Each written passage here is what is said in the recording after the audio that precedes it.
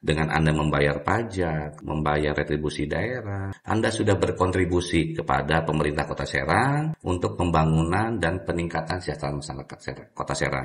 Bayarlah pajak tepat waktu. Bayarlah retribusi sesuai dengan layanan yang diberikan.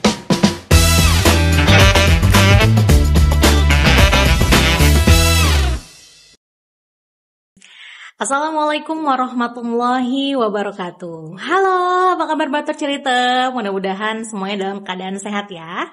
Bertemu lagi dengan saya Pipit di podcast CWS Cerita Wong Serang. Ruang berbagi, ruang cerita, ruang inspirasi bersama dengan tokoh-tokoh inspiratif di Kota Serang. Dari Jalan Jenderal Sudirman nomor 25 Diskominfo Kota Serang, Banten. Nah, hari ini kita akan mengulik seperti biasa, podcast CWS bersama dengan narasumber yang luar biasa dari Kepala Bapenda Kota Serang sekaligus Kasatgas Percepatan Pendapatan Daerah Kota Serang. Langsung saja kita sambut yang ada di hadapan kita, yakni Bapak W. Hari Pamungkas, SSTP MSI. Assalamualaikum warahmatullahi wabarakatuh. Waalaikumsalam warahmatullahi wabarakatuh. Ya. Selamat datang Bapak. Ya, terima kasih Mbak. Masih ingat saya nggak Pak? Masih. Siapa? Tadi pembawa acara kan? Mbak Pipit ya. Oh iya, betul. Alhamdulillah ya Pak ya, berarti masih mengenal saya Pak ya. Insya Allah. Iya. Gimana Pak kabarnya? Sehat? Alhamdulillah Mbak. Alhamdulillah sehat. Lagi sibuk apa nih Pak? Nyari duit. Alhamdulillah ya. Nyari duit buat Pemkot. Iya. Alhamdulillah ya Pak ya. Nah, kabar sehat alhamdulillah ya Pak ya. Terus kesibukan juga sekarang masih berjalan gitu ya Pak. Terus, betul. Lagi-lagi untuk mengupayakan gimana caranya Kota Serang itu terus bisa betul. Apa namanya? Udah triwulan 3 ini. Oke. Nah, gimana perjalanan dari kantor Bapak ke sini? Lancar? Alhamdulillah, cuma tadi kecegat macet dikit. Macetnya ada tamu gitu, jadi ya agak telat-telat. Alhamdulillah. Biasanya saya 15 menit sebelum acara biasanya udah hadir duluan, tapi tadi agak telat. Iya ya Pak ya. Nah alhamdulillah nih Pak, kami mengundang Bapak sebagai narasumber nih Pak ya di podcast CWS. Tentunya sebelum kita mengulik untuk hari ini, nah hari ini tuh kita temanya yaitu percepatan pendapatan daerah Kota Serang. Nah tentunya bersama dengan narasumber yang tadi sudah kita perkenalkan. Nah akan kita kulik-kulik bagaimana sih peran dan juga tugas dalam percepatan daerah Kota Serang ini. Nah sebelum kita ngobrol nih Pak tentang tema kita hari ini, saya boleh tahu nggak Pak? W. Hari Pamungkas, soalnya apa itu Pak? Pengen tahu aja tuh tahun baru. Pengen tahu banget Pak, soalnya namanya cuma W aja gitu. Tadi saya udah sempat spill dikit ya tadi ya, sempat ngobrol sama yang dari Jawa tadi. Saya keturunan Jawa, Bapak Ibu Jawa, tapi lama di Jawa Barat. Jadi kebiasaan panggilan di rumah itu adalah di nama tengah gitu tuh. Jadi nama pertama itu nggak pernah dipakai. Jadi W-nya itu Warso Hari Pamungkas. Jadi tahun dan hari yang terakhir. Karena saya lahir 31 Desember, hari Sabtu, tahun 77. Jadi memang maknanya demikian. Sehingga ya, ada nama Jawanya di situ. Oke, berarti kita semua sudah tahu ya bahwasannya Bapak Warso Hari Pamungkas. Oke. Di mana Pak rumahnya Pak? Boleh tahu nggak kita Pak? Waduh, rumah kasih tahu nggak ya? Saya di Widya Asri, Tak-takan ya. Oh iya, berarti deket dong dengan saya ya Pak ya? Di mana tuh? Kaujon. Oh iya, lewatin ya. Iya. Nah, berbicara dengan PAD nih Pak ya. Nah, Bapak juga jabatan sekarang adalah Kepala Bapenda dan juga sekaligus Kasatgas Percepatan Pendapatan Daerah ya. Betul. Nah, dua itu Pak ya, apakah masing-masing itu berbeda tugas atau bagaimana Pak? Ya, saya jelaskan simpel aja ya gitu ya. Oke. Tupoksi Bapenda ya adalah 3 yang utama. 1, melakukan pengelolaan pajak daerah. Yang kedua adalah koordinator untuk retribusi daerah. Yang ketiga adalah koordinator untuk lain-lain PAD. Nah, kalau kita bicara pendapatan daerah itu disusun oleh 2 hal. Ya, komponen besarnya ya. 1, pendapatan yang dihasilkan sendiri atau PAD lah. Yang kedua adalah sifatnya pendapatan yang sifatnya transfer dari pemerintah pusat maupun dari pemerintah provinsi. Nah, semua itu dibungkus namanya Satgas Percepatan Pendapatan Daerah. Berarti kombinasi antara PAD sama pendapatan transfer yang harus diutamakan. Nah, ini yang coba dilakukan akselerasi lah. Percepatan bagaimana mengoptimalkan PAD atau yang dihasilkan sendiri dan bagaimana berkoordinasi dengan pemerintah pusat agar pendapatan transfer yang turun ke Kota Serang ini minimal bisa memenuhi standar pelayanan minimal yang ada di Kota Serang. Nah, inilah maksud dari kombinasi antara PAD sama tanah transfer yang dibungkus dalam Satgas Percepatan Pendapatan Daerah. Kalau untuk Satgasnya sendiri di Kota Serang ada berapa ya Pak ya? Satgas ini yang saya tahu ya, Satgas ini ada dua, satu percepatan pembangunan dan investasi, satu lagi Satgas percepatan pendapatan daerah. Ya. Gitu. Untuk pendapatannya sendiri ya Pak ya, diambil dari mana nih Pak? Nah, tadi kan saya sempat spill ya.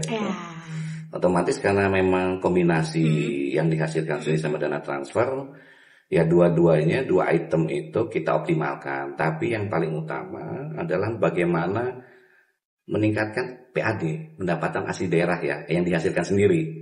Supaya tingkat ketergantungan kita terhadap dana transfer dari pusat atau provinsi itu bisa minimal. Sehingga daerah dalam di Kota Serang bisa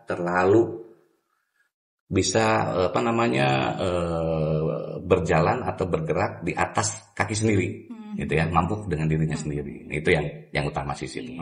Kemarin juga kayaknya baru mengeluarkan ini ya Pak ya, perpanjangan. Oh iya, betul. Itu salah satu strategi bahwa dalam rangka untuk meningkatkan satu tingkat kepatuhan, kemudian optimalisasi pendapatan, kita harus melakukan relaksasi.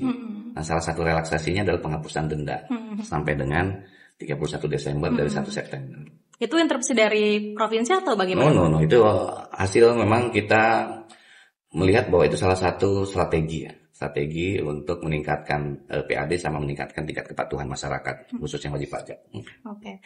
Seberapa pentingnya nih Pak untuk pendapatan daerah di Kota Serang? Ya, kalau kita bicara penting gitu ya, uang kan penting untuk pembangunan. Iya, betul. Nggak ada uang nggak bisa ngebangun, benar nggak gitu. Walaupun secara teori APBD itu hanya sebenarnya 30% dari total uang beredar di satu daerah. Sebenarnya cuma trigger ya, APBD itu cuma trigger. Tapi APBD ini jadi rujukan oleh masyarakat. Contoh, kalau belanja sayur, ya kan? Tukang sayur lewat di depan rumah nih, terus Mbak Fitri sebagai beli sayur kan, belinya dikit, kan, tukang sayur Bu, TPP belum keluar ya, belanjanya dikit. Nah, tukang sayur tahu kalau indikator bahwa APBD itu menjadi salah satu trigger buat pembelian atau konsumsi sayur di kompleknya, kayak gitu tuh. Artinya pendapatan sangat penting, apalagi yang dihasilkan sendiri, supaya kita lebih settle, kemudian lebih mandiri untuk melakukan pembangunan di Kota Serang. Nah Pak, tadi berbicara dengan pendapatan ya Pak ya. Nah itu bagaimana tuh Pak solusinya untuk masyarakat gitu ya, untuk bagaimana semaksimal mungkin bagaimana masyarakat untuk membayar pajak gitu. Ya kita spesifik ya berarti ini pajak ya. Pajak itu ada dua upaya, namanya intent dan extend ya. Intensifikasi bagaimana kita memberdayakan kemampuan diri sendiri itu untuk mengoptimalkan satu tingkat kepatuhan sama optimalisasi pembayaran. Strategi yang kedua adalah ekstensifikasi. Ekstensifikasi itu kita bagaimana memanfaatkan stakeholder luar untuk ikut membantu kita untuk membayar pajak gitu kan, sosialisasi, diseminasi dan sebagainya. Nah, ini tidak terlepas memang dari mapping ya. Kalau dari sisi pajak itu mapping itu kita melakukan pemetaan. Dari karakteristik masyarakat Kota Serang itu, mana yang kita bisa intervensi secara konvensional. Nah, secara konvensional kami melakukan pembayaran pajak atau melakukan pengelolaan pajak secara popeling, pelayanan pajak keliling. Jadi kami keliling itu untuk yang masyarakat yang masih sifatnya konvensional. Yang kedua itu semi digital. Semi digital itu kombinasi kita mengcombine masyarakat untuk melakukan pembayaran secara manual menggunakan forum RT RW. Nah, dari forum RT RW itu membayarkan kepada rekening kas umum daerah menggunakan aplikasi. Nah, itu semi digital. Kalau yang digital full, kita buka namanya Peka Pajak. Ya, Peka Pajak itu perluasan kanal pembayaran pajak. Jadi semua e-commerce, ya. Kemudian perbankan, himbara, kita buka channel pembayaran pajak. Sehingga tidak ada alasan masyarakat tidak membayar pajak. Contoh misalnya, kadang-kadang kan orang kerja ya, Senin sampai Jumat ditagih pajak hese, PBB kayaknya. Ke rumah, oh bapaknya lagi kerja, kata ibunya tuh ya. Nanti aja nunggu bapaknya pulang, nah gitu kan. Gitu. Nah itu nggak ada alasan lagi. Kenapa? Dia bisa bayar lewat Bukalapak, Tokopedia, kemudian OVO, dan lain-lain. Kita buka channel-channel pembayaran modern untuk yang itu. Kemudian juga mama ya, atau ibu-ibu yang mau belanja gitu ya, bingung kan gitu.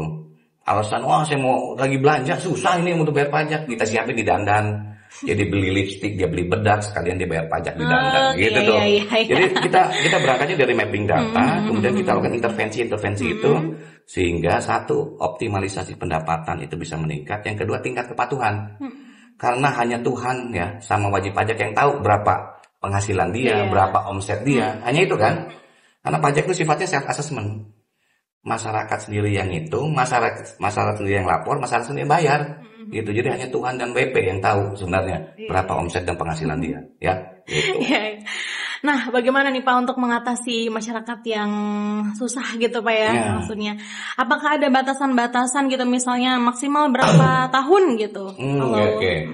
Ya, namanya juga masyarakat juga ya, kita juga lihat perkembangan masyarakat. Ya bandel mah ada gitu kan, yang rajin ada, yang kerajinan juga ada gitu kan. Nah semua itu kan kita coba sosialisasi, kita edukasi semua sehingga mereka punya pemahaman yang sama tentang pembayaran pajak, bahwa pajak itu kewajiban kayak sholat ya. Kalau nggak sholat berarti kan yang sifatnya wajib, ya berarti kan dia berdosa, gitu aja lah. Karena pengertian pajak adalah kewajiban warga negara kepada negaranya, gitu. Itu kata kuncinya. Artinya suka nggak suka, mau nggak mau, ya dia harus bayar pajak. Nah pemahaman ini yang harus diberikan kepada masyarakat, edukasi secara menyeluruh dan berjenjang.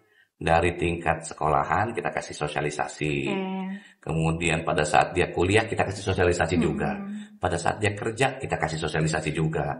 Nah pada saat dia jadi orang tua, gitu kan, kita kasih sosialisasi juga. Memang harus dilakukan secara masif. Jadi nggak berhenti ya Pak ya, karena kuncinya adalah tingkat kepatuhan. Ya kalau makin banyak yang patuh, ya alhamdulillah. Tentunya juga patuh ini kan harus diajak ya. Di-trigger.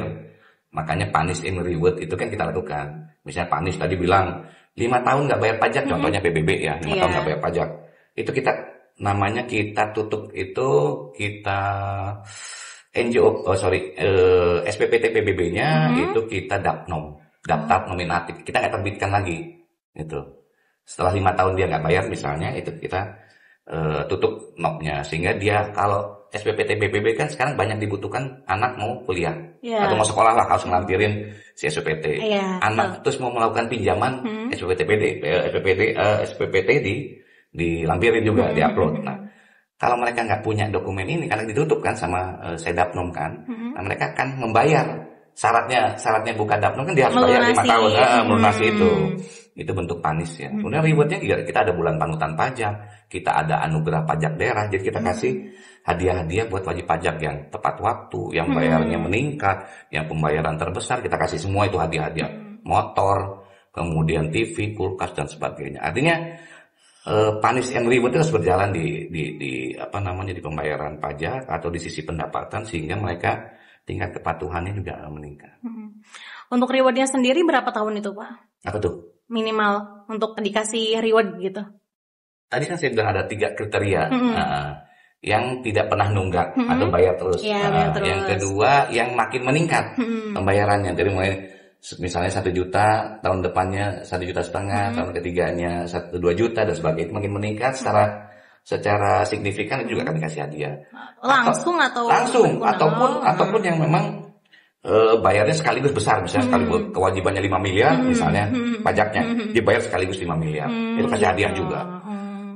Nah relaksasi ini penghapusan denda itu juga sebagai hadiah juga buat masyarakat, bahwa mereka juga bisa dihilangkan dendanya asal mereka bayar pajak kapanpun gitu.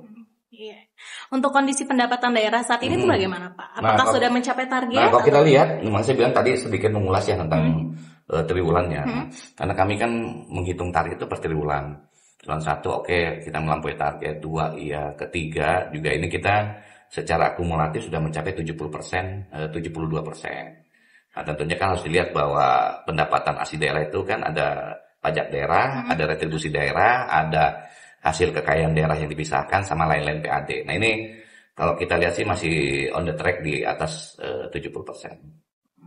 Untuk mal-mal sendiri Pak yang waktu itu saya juga sempat lihat Bapak ya untuk keliling gitu. Enggak.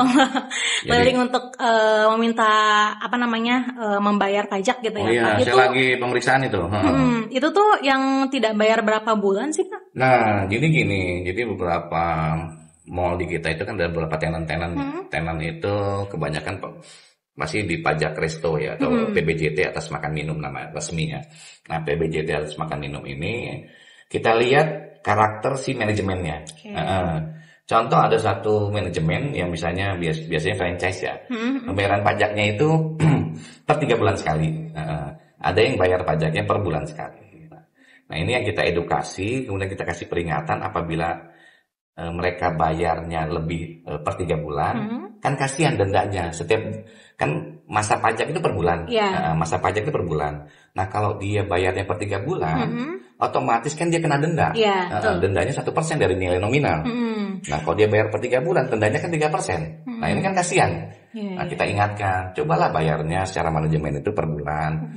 Kasihan nanti dendanya. Tapi ada beberapa yang udahlah Pak, nggak apa-apa, karena kebijakan manajemen kayak begitu. Nah kita coba melakukan edukasi sama sekaligus pemeriksaan di situ dan monitoring pembayaran pajak. Gitu. Untuk sumber pendapatan daerah sendiri Pak yang paling potensial pajak. Gitu ya. Pajak. Kalau untuk PAD pajak. Kalau sifatnya dana transfer pasti yang sifatnya dana transfer DAU yang paling besar. Dana alokasi umum. Untuk tantangannya tersendiri Pak ya, tantangan terbesar nih bagi Bapak seorang Kepala Bapenda sekaligus Kasatgas nih Pak ya. Apa itu Pak tantangannya? Jadi tantangan terbesar adalah kesadaran masyarakat. Itu ya.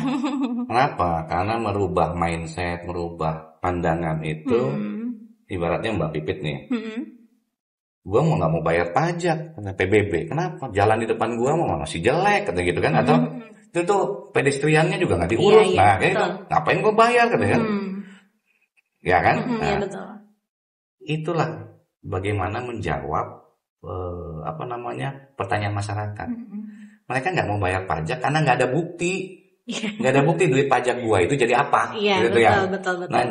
Nah untuk membuktikan itu butuh effort. Nah effort itu bukan oleh Bapenda aja, karena duit ini kan disetor ke kas daerah, kas daerah diatur oleh Bapeda dan BPKAD, duit ini mau masuk kemana? Infrastruktur berapa persen, kemudian yang lain-lain, sosial, kemudian transit, kemudian lain-lain. Nah itu kan pembagian ada di tim anggaran pemerintahan daerah. Dan ini yang kita harus buktikan kepada masyarakat, duit yang dibayarkan oleh masyarakat bentuk pajak itu kembali ke masyarakat dalam bentuk fasilitas kepada masyarakat.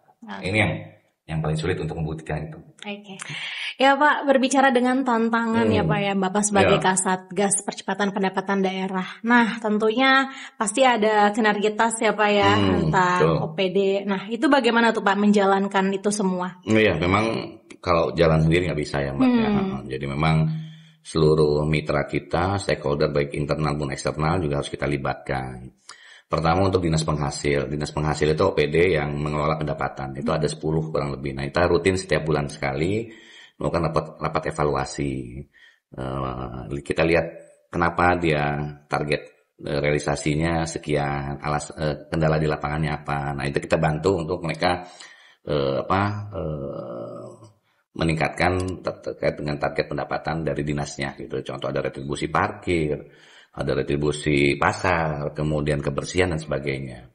Kita bantu mereka untuk menyelesaikan targetnya itu gitu, sesuai dengan yang mereka sudah alokasikan. Yang kedua kita bantu mereka untuk menetapkan uji potensinya. Kan misalnya kita punya tempat parkir tepi jalan umum. Nah, kita bantu mereka, Bapenda tim turun untuk membantu uji potensi. Berapa sih sebenarnya potensi dari jalan itu tuh sebenarnya? Nah, potensi ini kita kasihkan kepada mereka barengan sama dinas terkait. Kemudian dari potensi itu yang menjadi target berapa?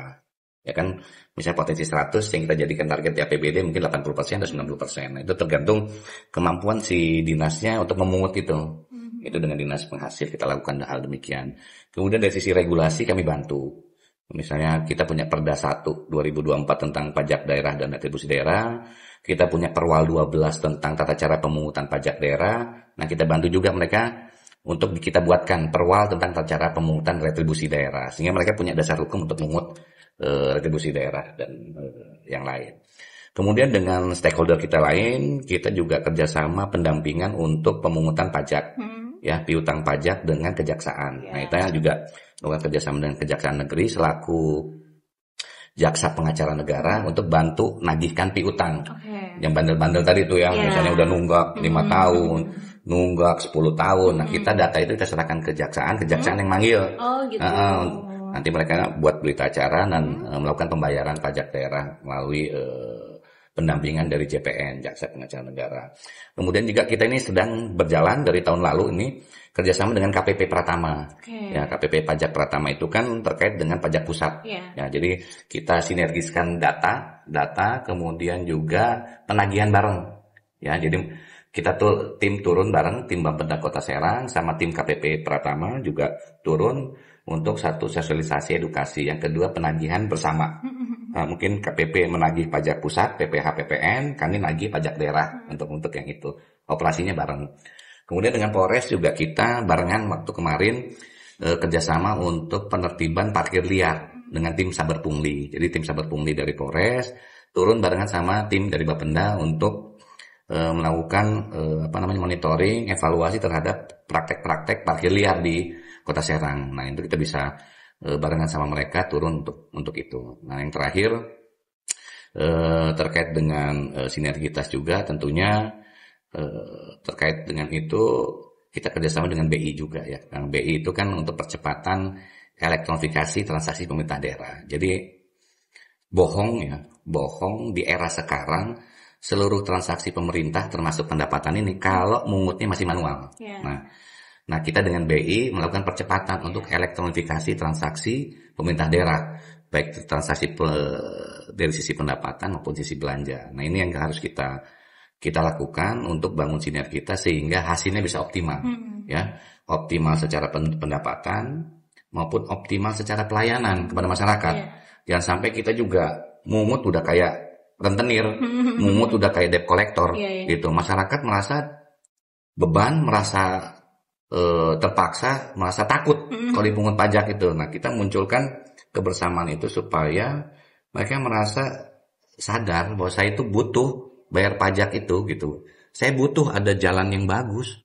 Saya butuh tempat parkir yang mulus untuk tempat parkir dengan segala keamanannya. Nah, untuk itu kan harus ditingkatkan pelayanan.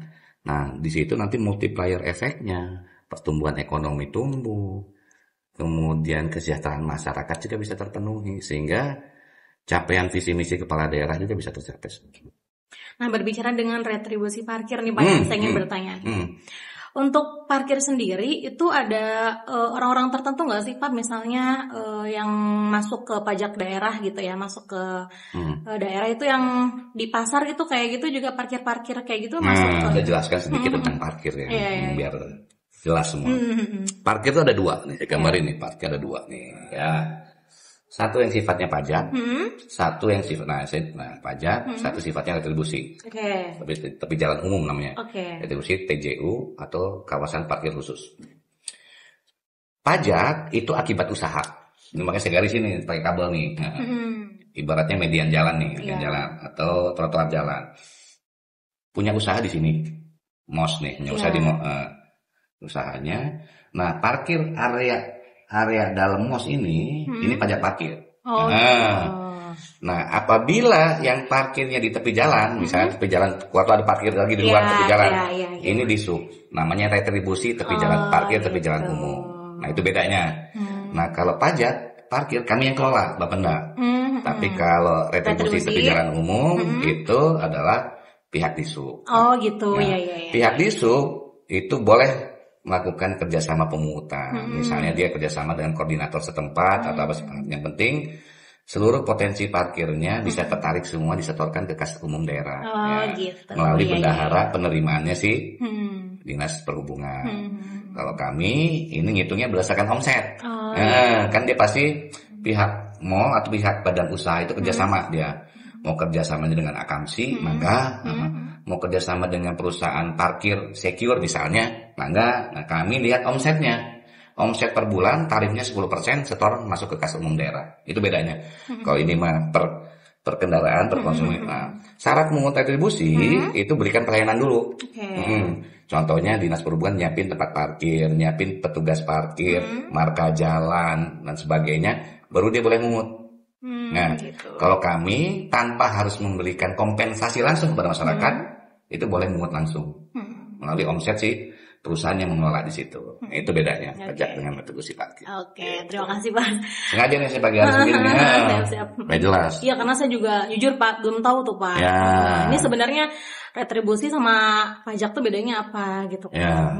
Oke Pak. Selanjutnya nih Pak, bagaimana ya percepatan pendapatan daerah ini berdampak langsung pada pembangunan di Kota Serang? Saya gambarkan bahwa APBD itu kan 30% ya, ke hasil penelitian ya, bahwa APBD itu trigger ya kepada seluruh masyarakat Kota Serang, 30%-nya adalah uang APBD kasar gitu. Nah, kita berpikir bagaimana 30% ini bisa menggerakkan yang 70% uang yang lain kan. Ada uangnya swasta, ada uangnya perusahaan-perusahaan lain lah yang ada di luar ini. Gimana si pergerakan si APBD ini bisa menggerakkan yang 70 untuk kesejahteraan masyarakat kan gitu tuh. Layanan lah yang harus diberikan. Uang yang dihasilkan dari pajak itu yang 30% gitu. Ini bisa menghidupkan infrastruktur sehingga roda perekonomian berjalan. Contoh misalnya jalan untuk ngangkut bahan baku pertanian di Kasemen jalannya kurang bagus misalnya kan gitu. Nah dari APBD kita bikin infrastruktur yang jalan bagus sehingga lalu lintas pengangkutan sayur, beras dan sebagainya itu kan cepat ke konsumen. Nah konsumen juga peningkatan kesejahteraan juga untuk si pedagang maupun si masyarakat juga bisa makan cepat gitu kan. Nah kalau jalannya jelek, ya hancur, kan ini nggak lancar. Nah makanya duit dari pajak dan retribusi ini gitu, ini harus kembali kepada infrastruktur atau pelayanan kepada masyarakat. Nanti dari situ trigger untuk menggerakkan yang 70%, perdagangan, kesehatan, perhotelan dan sebagainya hidup tuh, semua sehingga kesejahteraan masyarakat bisa meningkat.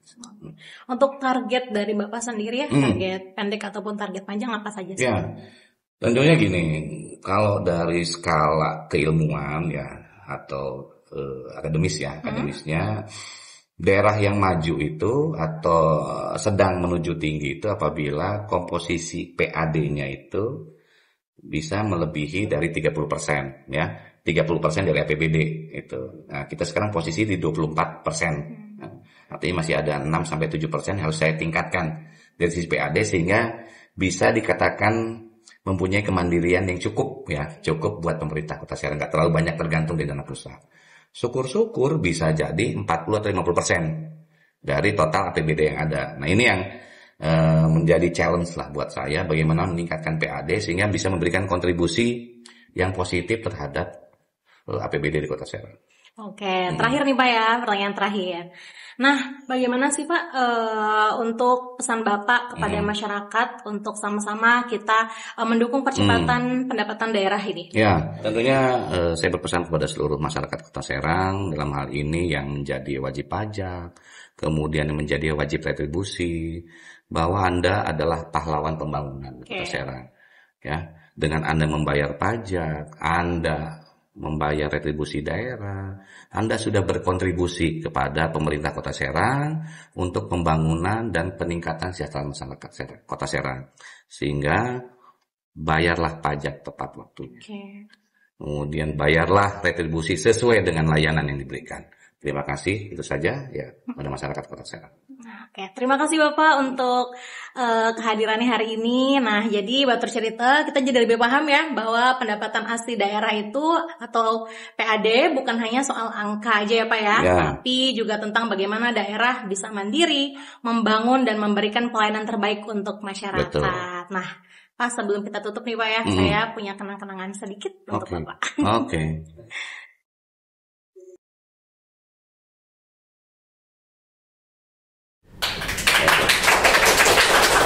Satu lagi, saya pengen kita bareng-bareng ngomong.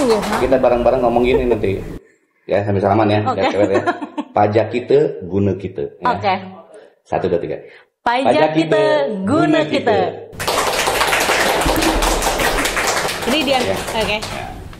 Terima kasih Bapak sudah berkenan hadir di podcast CWS, dan terima kasih untuk Batur Cerita yang sudah menyaksikan podcast CWS episode kali ini. Jangan lupa untuk like, comment, share, and subscribe di YouTube channel Pemkot Serang. Saya Pipit pamit. Wassalamualaikum warahmatullahi wabarakatuh.